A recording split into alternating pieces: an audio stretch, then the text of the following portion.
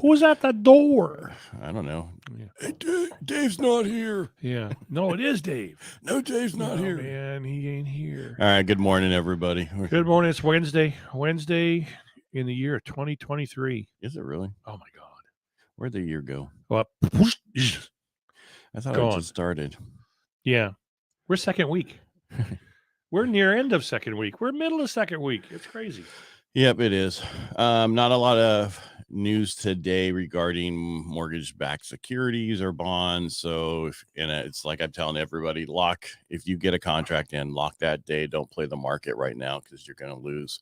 I saw so many posts on. You have the potential to lose. Right. Yeah. I saw so many posts on Facebook. I got some contracts in last week. Didn't lock them in.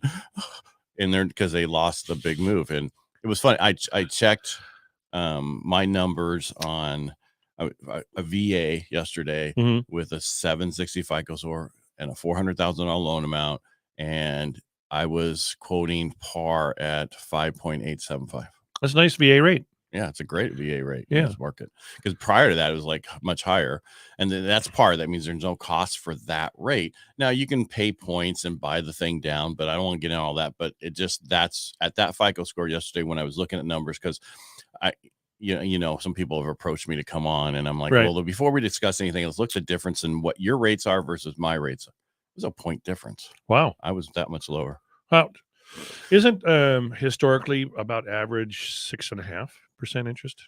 Yeah, historically, but I mean, the problem is get that out of these people's minds these days. Yeah, right? We need to stop talking rates and start talking qualifications. Well, it's not getting people into homes. Right. Well, and that's what I don't even, when I talk to them, here's your payment, and and over time you'll probably refinance and save some money and move on. Yep. And because I was talking to a guy yesterday and he was like, mortgage insurance. I don't want mortgage insurance. I said, well, you got to put 20% down. Well, I don't want to do that.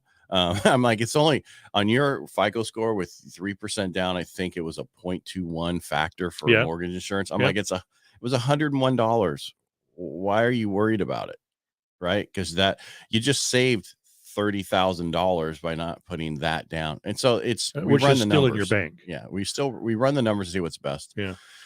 But today, so the only thing that came out was like yesterday, I didn't talk about it, but the former Fed was talking about what they're really focusing on, and they don't want to make another mistake like they did last time.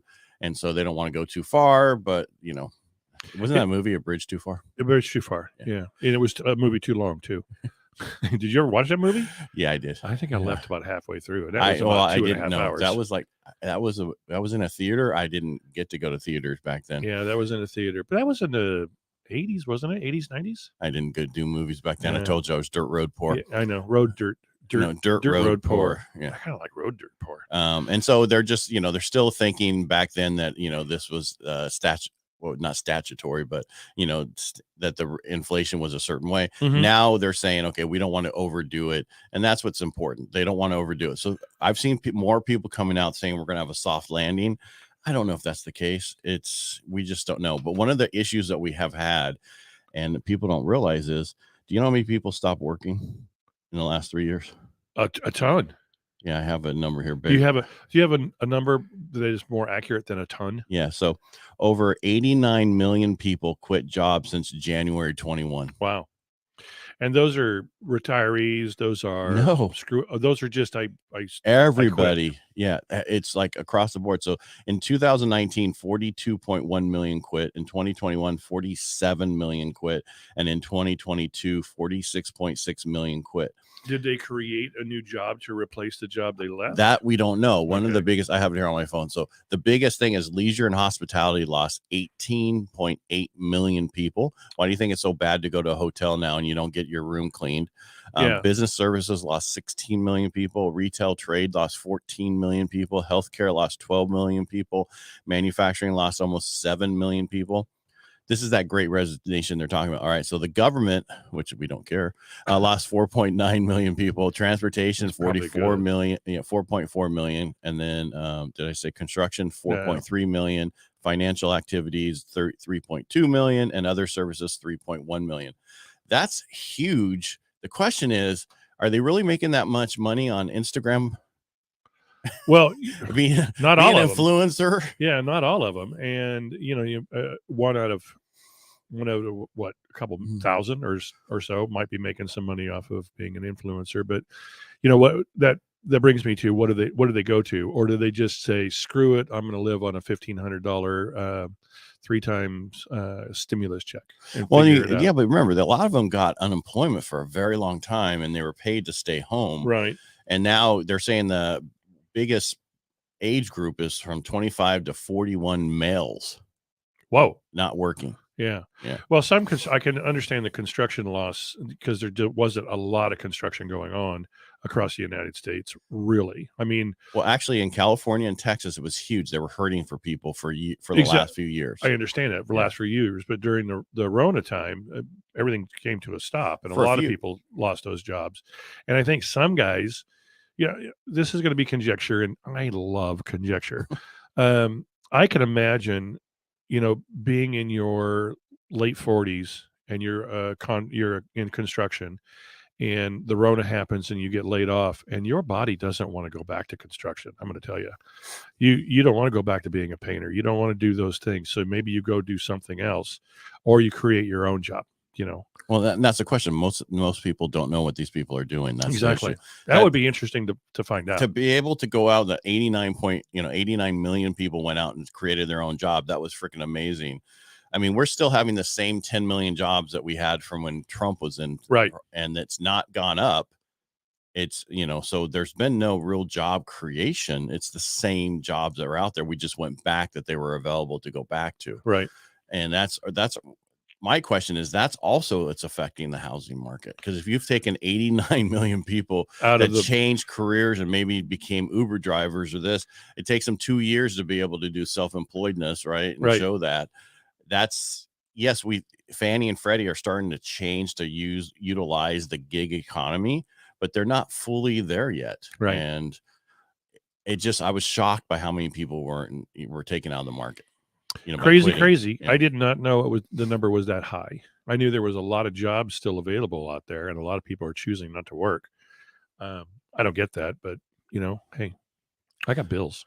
Yeah, but I think the difference is, and there's also a lot of people who say they want work-life balance. They don't want to do this. They want this. And it's like, what does that really mean? And ever since, like you say, the COVID issue, a lot of people are saying, I don't want to live this way anymore. I want to enjoy life because we lost all that. I can see that. Yeah. But I also like buying really nice things.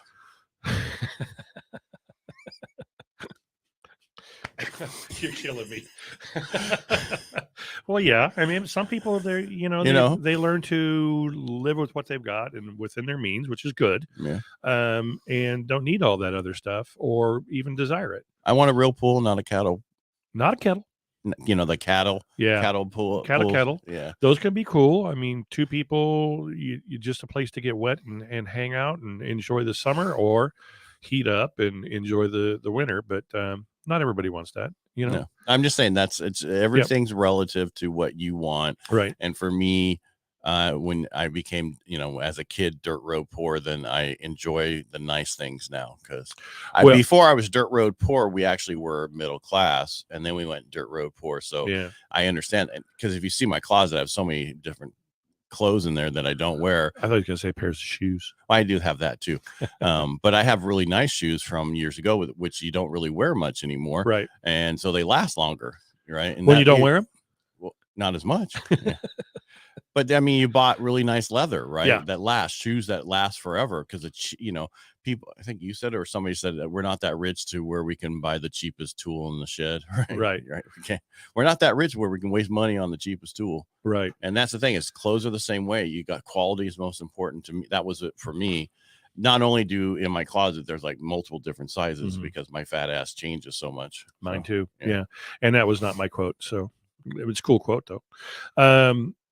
You know what the tornado scare the other day was? That I slept through, basically. Yeah, it woke us up, and then I went back to bed. Yeah, and I didn't bother reading what the noise was about, and went back to bed for, I think, 30 minutes, and then got up and went and worked out. But I was reading that some people got up and ran, and they hid in their pantries, and some people got in tubs, and some people got, if they had a basement, they went to a basement. And it was kind of interesting, and I'm like, I guess I would pay the piper if a tornado actually hit. There's nothing. We are not set up for them. No. Meaning we have, yes, some places in Modesto, the older part, have basements where you can run into. Yeah, but they're not going to like, let me in your house, right? It's like, let me in, because it was like, get in the middle of your house, and it was going off. I go, Marshall, I was like, and then I checked it later. It's like, get in the middle of your house. And then some people like, and within seconds, we all were in the living room with clothes on and this and that. And I'm like, that's great. Yeah. If it's going to happen, it's going to happen. They find my naked ass hanging in a tree across the street. Well, I was more worried about the tree falling on my truck than anything else. Yeah. So, yeah. Well, I'm lucky enough to have a neighbor who's a friend of mine who just moved in down the end of the street from me that actually does have a basement. It's a mid-century modern home too. So it's single story, but it has a basement. When they built it, they excavated, made this huge freaking basement. It's kind of cool. Wow. So they rebuilt it? I mean, it was a newer home, like mid-century? No. It was built in the 50s, late 50s. I mean, it has to be built in the 50s, right? To have a basement, if it's going to be a mid-century modern. But single story, raised foundation, and there's a basement. And I believe I can't remember if it was Dr. Bear that built the place, but it used to be probably was his, like side office. Come meet me at my home. I'm off hours, but if you really need to see a doctor right away, come on down, but come into the basement. And there was no access from the house to the basement. You had to go outside. Oh, really? And there still isn't. Cool home. Yeah. Well, and that's when we were going to build that property up there. We were putting in a basement because you had to, because the way it came off the hill. And basements would be great, if you can do them, if you have them. And actually over in England, in London, they are digging underground some of these places and building these huge mansions underground underneath the house on top of the, because they have no place to go either way. They get spread out. So they go down and it's messing up everything. Right. I bet. Yeah. Stuff's starting to shift. Yeah. There was a show on it a while back. Yeah. So it's amazing how much we can talk about. You're doing fine, but your neighbor's house has just slipped down the hill. Not my problem. Yeah, Oh, well, I never really got along with them. Bye-bye, Killarneys. Yeah. Just be a good neighbor, Mm-hmm. Yeah. What are you going to do? That's what we need to do. Wow, we've talked for 15, 16 minutes. But we did say a couple of cool things. Well, the most important thing is we're waiting on Thursday, tomorrow. And is that Powell that's speaking tomorrow? No, it's the CPI. The Consumer Price Index comes out tomorrow, which is the inflation read. So it'll depend on what that comes in to see where we are with inflation. Right. And if inflation's in check and going down, rates are going to rally. Right. Which means they get better. And if it goes the other way by going, our expectation was it's supposed to be at 3 and it came in at 5.5, and then we're going to have a problem. That's going to be a problem. And then the rates are going to go down. We did mention on Monday when Powell was speaking. Go up, not down. Yeah. They're speaking on Monday. What? We were speaking Monday about when Powell was speaking, and I said, well, he'll probably say something stupid and turn everything around. Was he speaking today? No. He speaks after. Well, he spoke like a couple days ago at a thing and didn't really say anything. Oh, good. But what we're always worried about is when they have their meeting, what he says after the meeting. Right. That's what we worry about. And that's not going to be for another week or so. Great news. Oh, not so great news.